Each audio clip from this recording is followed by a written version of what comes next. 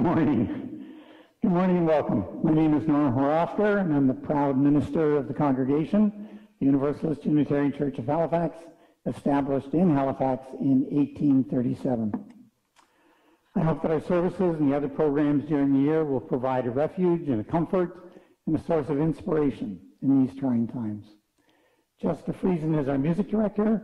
Marie-Claude Leroux is our director of religious exploration. And this morning, Caitlin Evison has stepped in as our volunteer director and technician at the last minute in the middle of a whole bunch of changes technically, so thank you. During the service today, the chat function will be open. I may invite you to extend our hospitality by saying hello to anyone that you don't recognize. And if you're new or returning after a long absence, you may want to leave your contact information in the chat room. Or if you are not already receiving notifications from the church and you would like to receive updates on our activities and our services, please send an email to minister@uuch.ca. Before the service begins, I have a few announcements. These announcements are in the order of service that were sent out on Saturday, and those announcements in the order of service contain more detail. A reminder that every Thursday evening, we're hosting an online gathering to allow those who would like an opportunity for a little break from the isolation, social isolation, to allow them to communicate. So that's Thursday evening. The details of the link are in the order of service. There will be a service celebrating the life of Allison Chipman on Tuesday, September 22nd, this coming Tuesday at 2 p.m. in the sanctuary. Due to COVID-19 restrictions, the attendance will be limited to approximately 15 family members and 15 other guests. The guests will be seated in the ballroom, and they'll watch the service on a television monitor there. Details on how to connect to the Zoom call, and where you can actually speak in the service if you choose to do so, and the YouTube channel were distributed over UU Info and will be distributed again tomorrow. We're hoping to begin a hybrid service in the next few weeks, but we're not ready to start that just yet. You'll be informed when that happens. I'm happy to say that for our Saturday brunch, we have some new volunteers who have stepped in and are willing to help prepare the sandwiches for our lunch bags for this coming Saturday. The Saturday brunch continues. Thank you. And we have a volunteer opportunity. We need a volunteer to keep track of our rentals of the church building.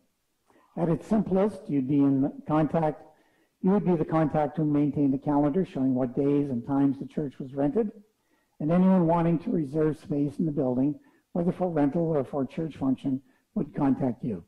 If you'd like more information on how you could support our congregation in this way, please contact Reverend Norm. Thank you. We have a volunteer in the sanctuary. Sorry. Rally for Climate. The School Strike for Climate Halifax is organizing a climate strike rally on Friday, September 25th at 12 p.m. at City Hall, Grand Parade. So many of us will be there. Newsletter deadline. Newsletter deadline is for October is 12 o'clock noon next Wednesday, September 23rd. And that's the announcements. Thank you. At this time in our service, we acknowledge that we live on, this time in our service, we acknowledge that we live on lands that are by law the unceded territories of the Mi'kmaq people.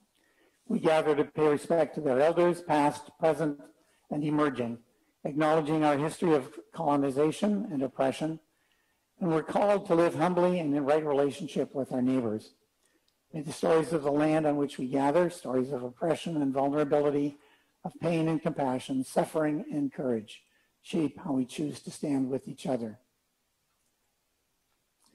And right now, we're in the middle of a dispute over native fishing rights. I'm not prepared to discuss this issue in detail this morning, but we should be reflecting on what this means to our relationship and acknowledgement of Mi'kmaq territory. And then we need to seek ways that we can get involved on the side of love and justice. Now over to Jessica for our prelude. For the prelude today, I have chosen the piece Fantasy in D minor. I have done this piece before. It is by Wolfgang Amadeus Mozart, who lived from 1756 to 1791. So please enjoy and be taken to a new world, your happy place.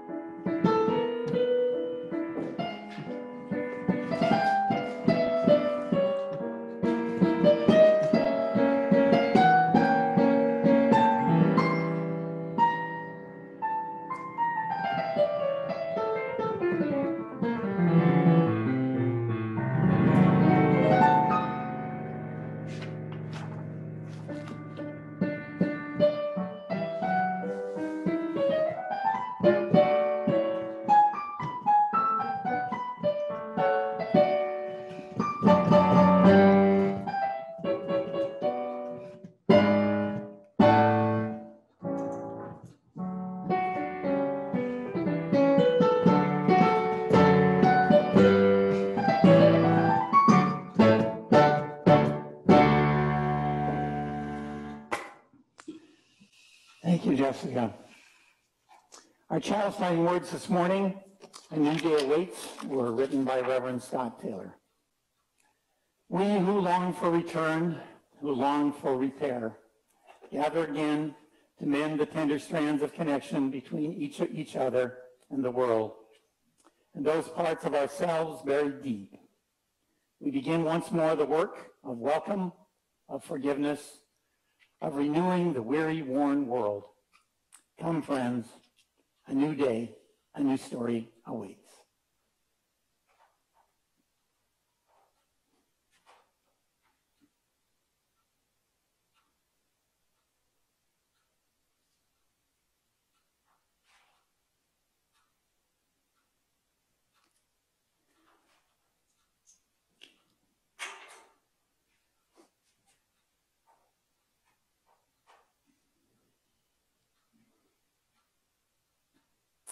This morning, I'll be breaking my message to you into three parts. The first part, I want to talk about a little bit about our history. In the second, I want to talk about our need for meaning. And in the third, I'll discuss an overview of the Wellspring program that we're hoping to begin here in October. I explored this Wellspring program over the summer, and in the first part of my message, I want to explain why I felt the need to do that. It started with the realization that a lot of us are very comfortable in our congregation. We like the place and the people, but we don't seem to think all that much about what we have here and how particularly important it is to the wider community. There's no mention of spreading our message to the wider community and our mission statement. And our actions to date indicate that we're not particularly interested in attracting new people to our faith tradition. And yet, we're the heirs of a revolution in human thought. Our religious ancestors were at the forefront of the radical Reformation that rejected the irrational, autocratic religion of the time. In the 16th century, our martyrs were burned alive because they taught that we should think for ourselves and not accept ideas just because we were told that we must. In more modern times, the people who founded this church in Halifax in 1837 risked the social ostracism because they rebelled against a mainstream Calvinistic theology that taught that God was vengeful and that whether you were destined for heaven or for hell was predetermined before your birth. Our ancestors right here in Halifax had the courage to stand up and stand out and give meaning to their lives, and the world changed as a result of them and other people like them. Our faith tradition has been involved with religious and societal reform since the dawn of the Enlightenment. As a progressive liberal religion, we've been at the leading edge of every social movement, from the rejection of the absolute clerical authority to anti-slavery action, to women's rights, to LGBTQ rights, the environmental movement, you name it, we've been there. None of these movements, these great societal changes, have been adopted unanimously or enthusiastically by every UU. It's been a struggle. And there have been many examples of our faith tradition failing to face the challenges. But we have persevered, and we continue to move forward. And today we're coming to grips in a meaningful way with the legacy of slavery and colonial oppression. And none of it is easy. What sustains us in this ongoing effort to push humanity in the direction of love and justice, we claim to be inspired by 6 sources. And these 6 sources are the centerpiece for the Wellspring program that we'll be launching in October. First, the direct experience of that transcending mystery and wonder affirmed in all cultures, which moves us to a renewal of the spirit and an openness to the forces which create and uphold life.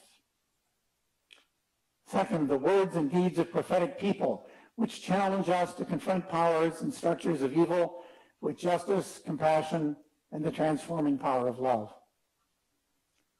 Third, wisdom from the world's religion, which inspire us in our ethical and spiritual life. Fourth, Jewish and Christian teachings which call us to respond to God's love by loving our neighbors as ourselves. Fifth, humanist teachings which counsel us to heed the guidance of reason and the results of science and warn us against idolatries of mind and spirit. And last, spiritual teachings of earth-centered traditions which celebrate the sacred circle of life and instruct us to live in harmony with the rhythms of nature. The UU Wellspring program I'm proposing for this congregation begins with an in-depth exploration of these sources on a very personal level, and more on that in a moment. Now, Marie-Claude has selected a story for children of all ages that illustrates one small aspect of our glorious history. Good morning, everyone. We humans have always looked up at the stars, wondered about them, and even told stories about them. For the many thousands of years that human beings have been looking up at the stars, we've changed our understanding of what the universe looks like and how it works. More than 500 years ago, a man named Nicholas Copernicus was born in Poland. He watched the stars and planets and used his observations to come up with a pretty unique, and at the time upsetting, idea. You see, in his day, most people thought that the Earth was the center of the universe, with the sun and planets revolving around the Earth. They also thought that the stars were little holes in a glass ball around the Earth. Copernicus thought, what if the universe doesn't move around the Earth? What if the Earth is actually a planet circling the sun? He wrote about his idea, which wasn't popular. And in fact, if he hadn't died sooner, it's possible he would have been put in jail. Today, we know that Copernicus was right. Our planet Earth circles the sun, which is a star. It took a long, long time, hundreds of years, for people to finally believe this and to stop saying that the Earth was the center of the universe. But for hundreds of years, the belief that the universe revolved around Earth was so stuck in people's minds that it became part of religion too. It was kind of a religious belief, so when Copernicus said, "I don't think the heavens revolve around the Earth," he was speaking as a scientist, but the church heard it as challenging their religion. There's a word for that: heresy. That meant that not just scientists, but anyone could get into big trouble for promoting the idea that the sun was the center of our solar system. Believe it or not, this theory intersects with the story of our Unitarian ancestors. Not very far away from where Copernicus watched the planets and stars, there was a land called Transylvania, a land of rolling green hills and mountains. Transylvania is where some of the first Unitarians built their churches and formed their faith, right about the same time that Copernicus wrote his book about the Earth revolving around the sun. Our Unitarian ancestors already knew what it was like to say and believe things that could get them in trouble. One of those things was God is one. When they and we say God is one, we're saying that we don't agree with the Christian doctrine that Jesus was God incarnate. We're saying that he was fully human. A lot of Unitarians in Transylvania and elsewhere died because they wouldn't stop believing or saying that. One of the villages in Transylvania, today a part of Romania that's ethnically Hungarian, is Auckland.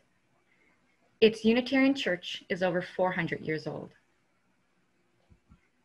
Like a lot of Transylvanian Unitarian churches, the church has a wooden ceiling that's divided into deep square panels. Most of them have flowers or plants painted on them. But there's one very special ceiling panel, a sun surrounded by circling planets. It's a diagram of the Copernican solar system. In Blessing the World, Rebecca Parker writes, "Holy regard for knowledge is at the heart of our religious faith. At a time when religion was opposing science, our ancestors in the remote mountains and valleys of Transylvania built sanctuaries that affirmed the discoveries of science. They did so even when the dominant religious culture advocated ideologies that allowed no new revelation. So let us celebrate these gifts, which have been woven into our religious DNA. We belong to a tradition in which religion and science have never been forced apart or asked each other to be silent. We, as a people, encourage one another to explore and discover, to ask questions and declare that revelation is not sealed and will never be sealed, and to freely follow the call, whatever its source, that connects us most deeply to the world inside of us and to the universe around us. Thank you. Thank you, Marie-Claude. We actually have a plaque upstairs, a beautiful woven banner from a church in Transylvania that I meant to get out for the service this morning. And now from Transylvania to the Philippines for our opening hymn. Over to Jessica. Good morning, everyone. So we are going to be singing a new song called "Oh, the Beauty in a Life." I've been trying to find more hymns of different cultural backgrounds, and I came across this hymn here. And in a book called Between the Lines, It's sources for our hymns, and it talks about the history of each hymn. So Bishop Toribio S. Quimada was an ordained minister of the Universal Church of Christ when he was introduced to the teachings of the Universalist Church of America. He subsequently founded the Universalist, now Unitarian Universalist, or in our case, Universalist Unitarian, Church of the Philippines, which affiliated with the Universalist Church of America in 1954. So this song is actually, it's called a Visayan Filipino folk tune. So it's pretty easy to sing along. Join in whenever you feel comfortable. The words will be on the screen. Oh, the beauty and life that illumines honor anew, that models wise and gracious ways to every seeker, that every day shall serve in joy and do the right. Oh, praise the life whose beauty shows a justice true.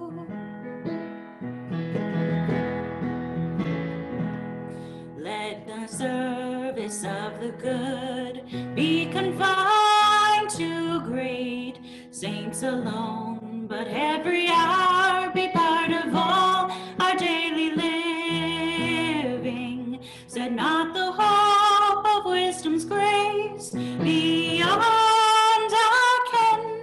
How wide the path, how close the goal which love has shown. Oh, the beauty of a life that illumines care of the soul that knows a love that is for self as well as others, that every day embodies praise for every good. This is the faith to which we turn our God and goal. Oh, this is our faith to which we turn our God and goal.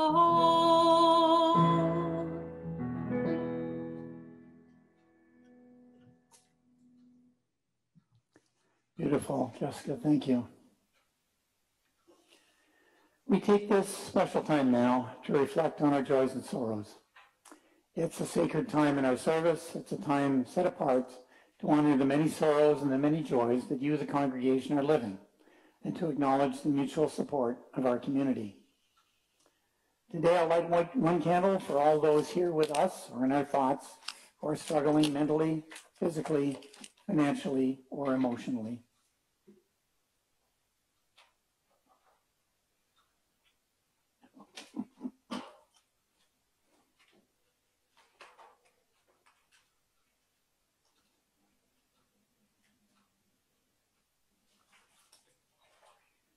And I'll light one candle for all the joys that are in the room, the big joys that come along only infrequently, and the little joys that we're blessed by every day if we're able to see them.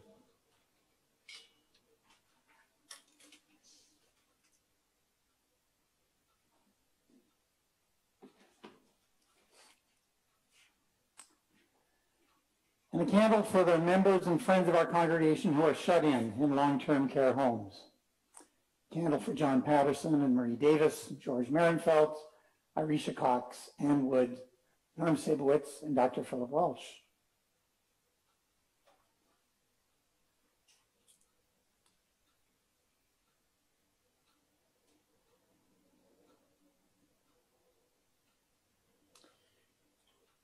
And I have a special joy that some of you already know about.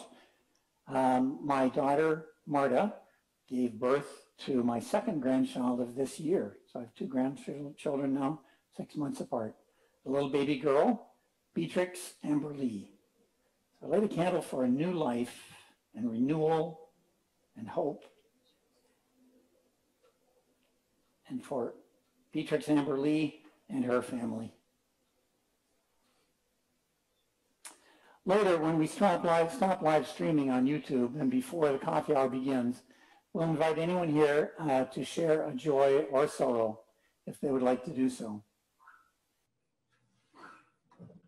Let's sing one that we all know very well. I want to hear you loud and proud. And when you're here together, I'm going to get you to sing really loud so we can finally hear each other. What wondrous love is this, oh my soul, oh my soul. What wondrous love is this, oh my soul. What wondrous love is this that brings my heart such bliss and takes away the pain of my soul, and takes away the pain of my soul. Really think about the words. When I was sinking down, sinking down, sinking down. When I was sinking down, sinking down. When I was sinking down beneath my sorrow ground, friends to me gathered round. Oh my soul, oh my soul. Oh, friends to me gather round, oh my soul.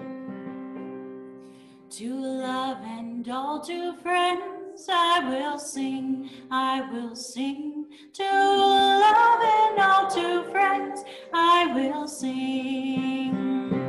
To love and all to friends whose pain and sorrow mends, with thanks unto the end. I will sing, with thanks unto the end, I will sing.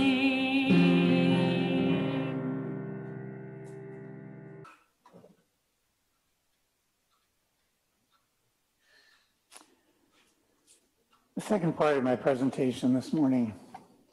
I spoke earlier this morning about our UUCH sources. Likely more familiar to you are our UU7 principles. I think many of us see the principles of Unitarian Universalism as self-evident common sense. There's nothing particular challenging there. It's an easy and a comfortable set of guidelines. What I'm saying here is that Unitarian Universalism, the way we practice it in the congregation, doesn't stir our imagination very much, doesn't challenge us, doesn't give us a whole lot of satisfaction, and doesn't engage our passions, doesn't get our blood flowing. I hope some of you want to disagree with me on that, but that's my starting point. I think we could be doing so much better. Many of us consider ourselves searchers for meaning. But if there's one message that I've repeated in my sermons, it's that you're not going to find meaning by searching for it. Of course, you want to study the world around you, the way other people have found to give meaning in their lives, in your life meaning. Most of us will never find meaning in life until we make a conscious decision to give our lives meaning. And this UU faith tradition, with its rich history of grappling with societal advances as well as societal shortcomings, should be the ideal place to come to a decision about what gives meaning to your life. The most important aspect of developing leadership in any organization is to develop a passion for what the organization stands for.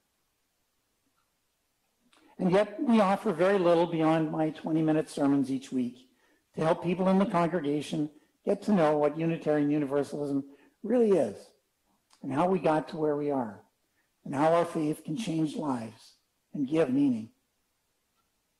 The leaders we need to be developing for the future need knowledge and passion for our history and our traditions. I've used a simple example to make this point. And we profess to be a faith of radical hospitality, a faith that welcomes the stranger with open arms, a faith that loves to build a strong sense of community.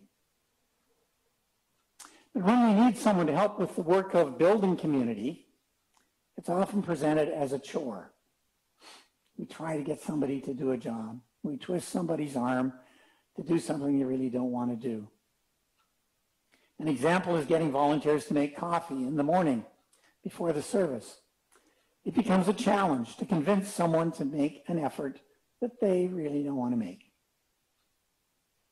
But what if we saw how important coffee hour is to building our sense of community?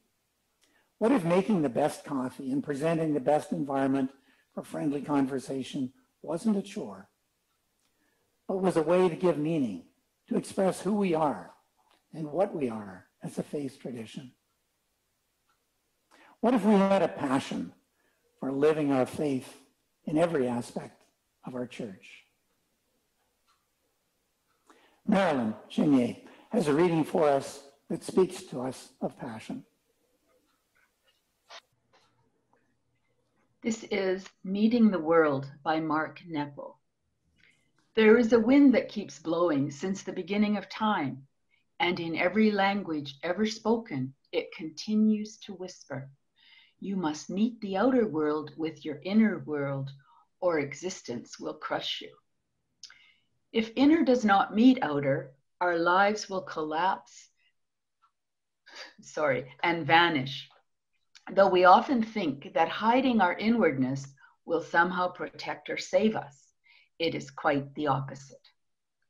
The heart is very much like a miraculous balloon. Its lightness comes from staying full.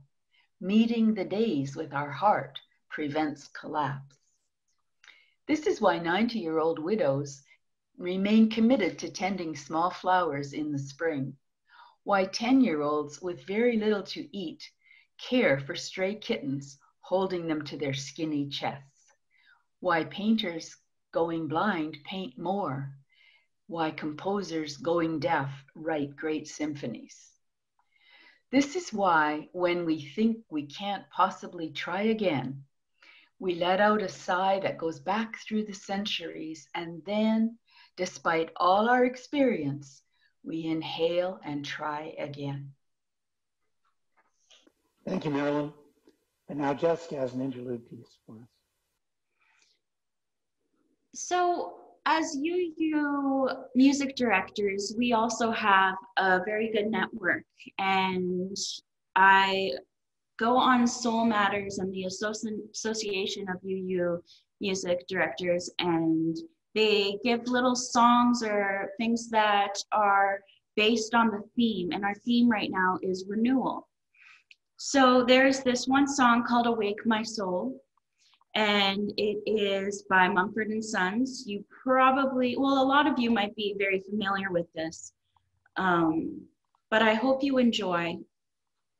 It's a very spiritual, very welcoming song.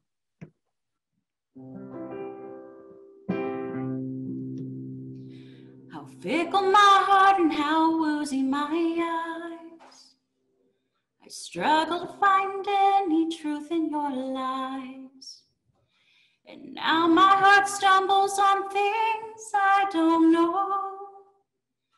This weakness I feel, I must finally show. Lend me your hand and we'll conquer them all. But lend me your heart and I'll just let you fall. Lend me your eyes, I can change what you see. But your soul you must keep totally free. Our heart, our heart, our heart, our heart. Awake my soul. Awake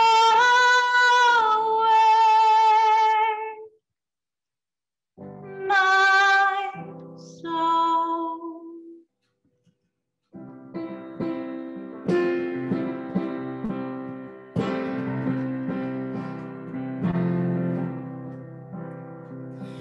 fickle my heart and how oozing my eyes. I struggle to find any truth in your lies.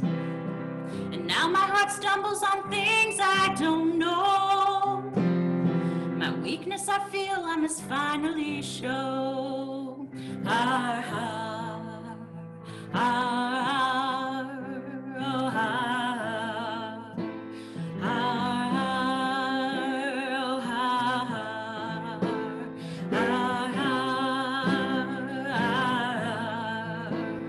har, har.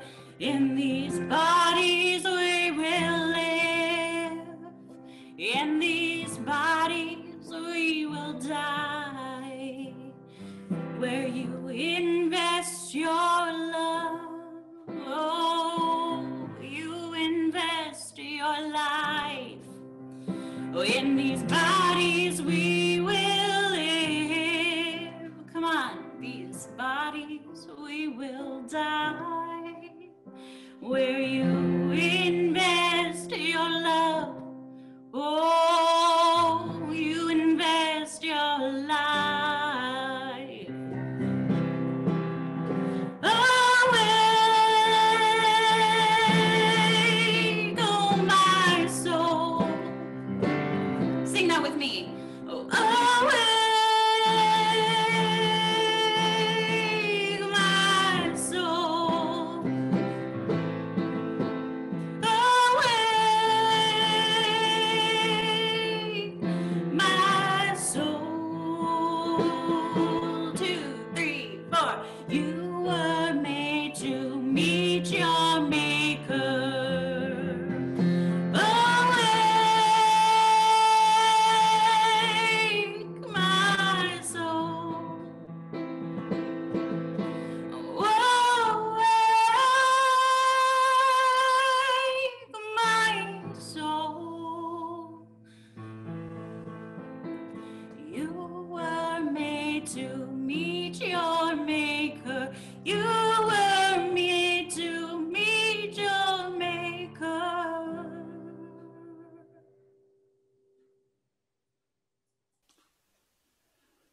Reflection Part 3.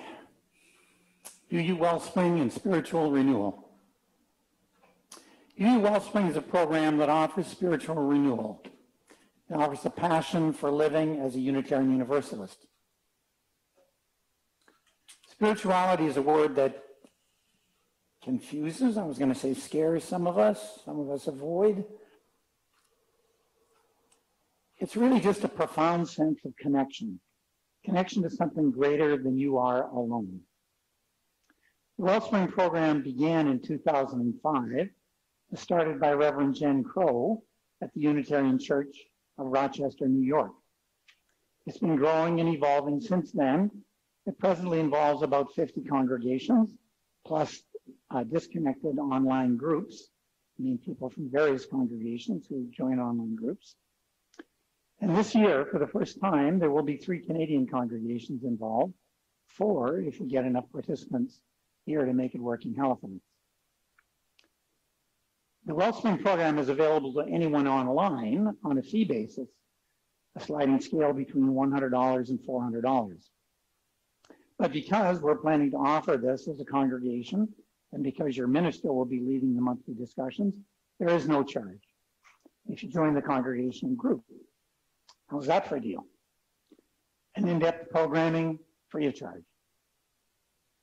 I want to present a brief introductory video. The first speaker is Reverend Jen Crow, who started the program.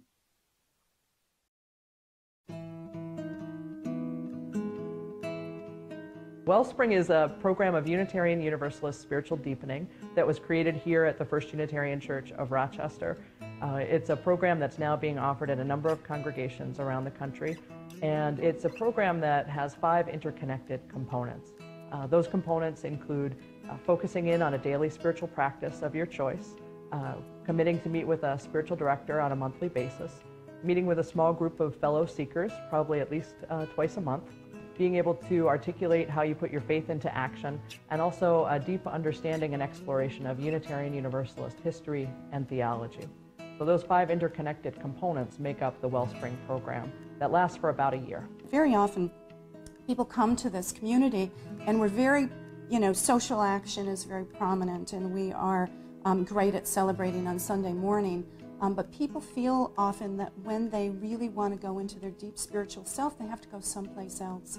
And so they'll often be, working in a Buddhist practice or some other kind of community while they're coming to First Unitarian. And what Wellspring does is really give us the foundation of what does UU spiritualism mean and how do we find our spiritual selves within the traditions of our faith. Life has been very hectic. We had 4 teenagers at the time, and it was busy. I felt I needed to be more grounded and do something, sort of take a break from everyday life and sort of have some time for me. It was something I was looking for. It was something that needed to be filled. So joining the Unitarian Church was sort of the first step, and then trying to figure out where in the church I fit, and I'm still working on that, but also what I was really looking for. I took an orientation. It really sounded neat, and the testimonials I heard were great, and so I signed up for it. I think maybe all of us were, sort of on the same path, maybe at the same place in the journey, or close to the same place in the journey, so that everybody was very compatible. One of the things that I have just loved is sharing of spiritual practices. I have learned so much about the many ways that you can be in contact with bigger things outside of yourself. So I think I saw it initially quite narrowly as like meditation only, and now I understand so many other ways. I developed a spiritual practice that I maintain today, and it's really walking my dog. And I picked this spiritual practice because Willie doesn't let me forget that it's time to take a break from the busyness and just to take some time for me. My spiritual director is an Episcopalian priest, but generous and non-judgmental, and just an extraordinary person who has, one of the best parts is she's helped me see myself as a spiritual person, and helps me celebrate constantly who I am and my spiritual practices. When I would go to church on Sunday, what I was hearing was a lot more meaningful to me. It meant more. I got more out of it, and I continue to do that every Sunday. Just get a lot out of it. And I also take it, I'm able to take it out of church and into my life now. So the other way it's made a difference is in my home life. I feel like I am more settled. I've been sharing this with my kids and Catherine, and she shared that she's seen enough of a difference that she wanted part of it, so she is enrolled in the current Wellspring group. I'm so much more comfortable just going up to anybody and practicing radical hospitality, not just in this church, but beyond that. We want people in leadership in our congregations who are spiritually grounded, who know Unitarian Universalist history and theology, who know what makes us distinct as a congregation, folks that also have had practice, real deep practice in listening to one another, in respecting each other's points of view, but also feeling clear and centered in where they're coming from. It's like the total is greater than the sum of its parts, if you look at all the little pieces, but out of this comes this sort of fountain of excitement and ideas and generosity that just sort of keeps rippling. I recognize what I'm doing in my life, what some other areas are in my life that kind of lend themselves to a spiritual practice, with some tweaks. And so I have now several spiritual practices. It's like a beacon almost, because it just opens up more possibilities. I think maybe that's what it is. It just opens up more possibilities and more ability to think not on a psychological level especially, but more on an intellectual level, or more on an emotional level, and and have the ability to be all right in yourself. Wellspring gave me not only a home in this church and community, but also a home in a spiritual sense.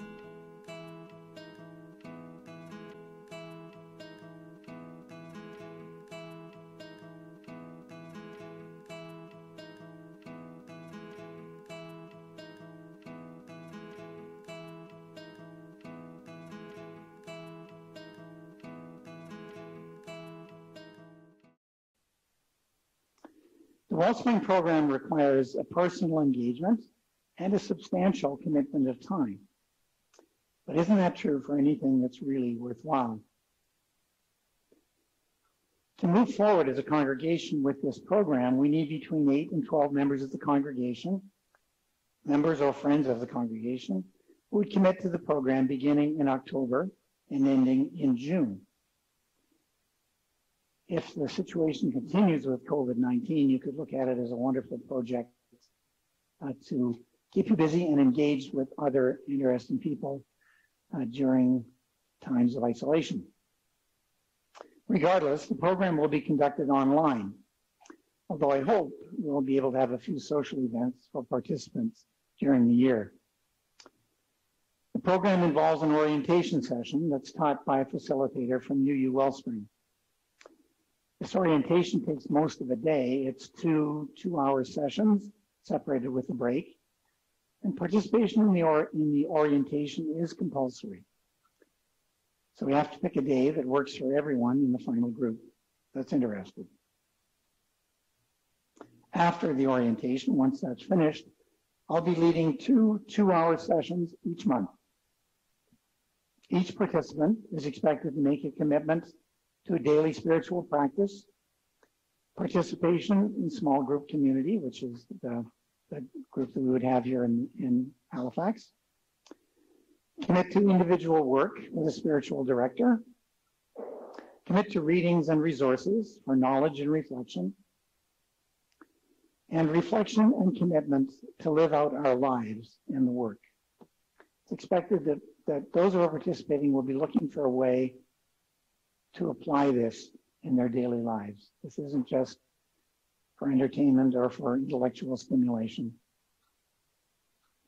Other churches that have completed the first year of UU Wellspring have gone on to subsequent years to work with different UU Wellspring curricula. There are presently 5 different curricula, with more in development. And the first year is always an in-depth exploration of our UU sources. I believe that this service today, this initiative with UU Wellspring, may be the most important thing that I've done here as your minister.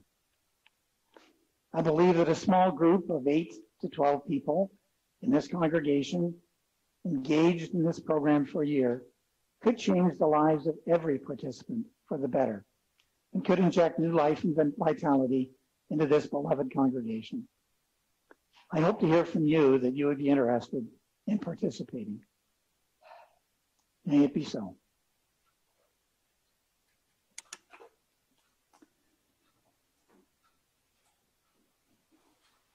This is the time in a normal church service where we would be passing the collection plate, but these are not normal times. Instead, I have these words from the board of our church. In this trying time, your generous donations to our Saturday brunch and the minister's discretionary fund have been amazing. Those 2 funds are doing well. However, it seems likely that our total income for the year will be down, as both fundraising events and the occasional space rentals are less likely. It's also possible that some people will be unable to meet their pledges due to the financial ramifications of COVID-19. So even though some expenses will be down, we may face a deficit. If you'd like to assist with this, please consider increasing your monthly pledge or occasionally making an unpledged donation by e-transfer to uutreasurer@uuch.ca. If you prefer to do this by check, send it to the church address. This message with gratitude from your board of directors. And now over to Jessica for our closing hymn.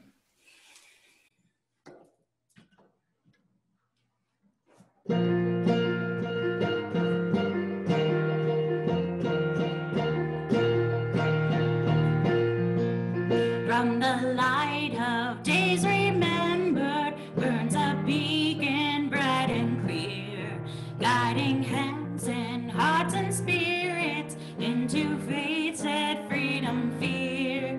When the fires of commitment sets our minds and soul ablaze, when our hunger and our passion meet to call us on our way, when we live with deep assurance of the flame that burns within, then our promise finds fulfillment and our future can begin. 2, 3.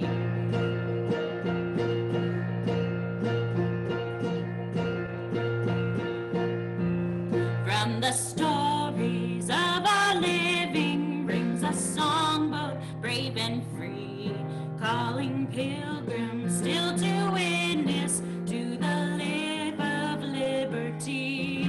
When the fire of commitment sets our minds and soul ablaze, when our hunger and our passion meet to call us on our way, when we live with deep assurance of the flame that burns within, then our promise finds fulfillment and our future can begin.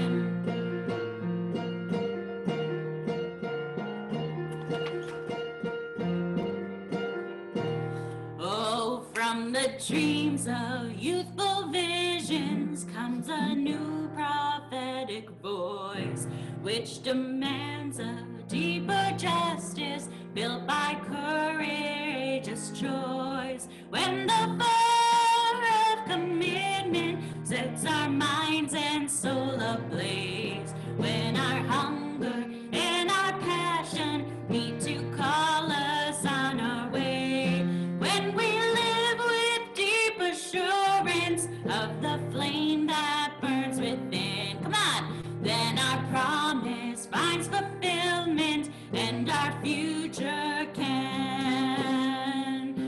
begin.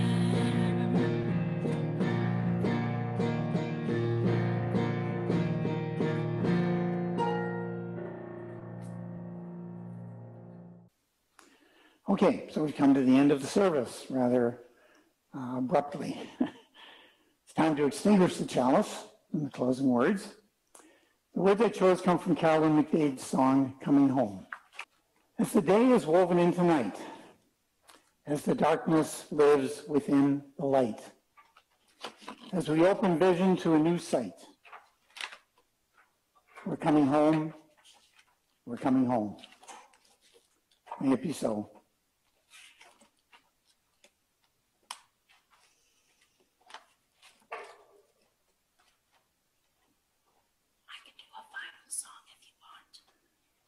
Once again, I extinguish the chalice here in the sanctuary.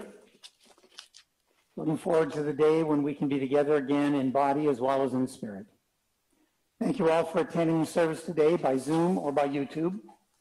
I'll say goodbye to those who joined us on YouTube, although I don't think anyone did. But we will now end live streaming. I hope the service may have whetted your appetite, an appetite within you to explore what it means to take our faith seriously. And I hope that some of you will reach out to me to express an interest in enrolling in the Wellspring program starting in October. We'll take a brief pause now, and then we'll join again for a collective coffee hour. Thank you.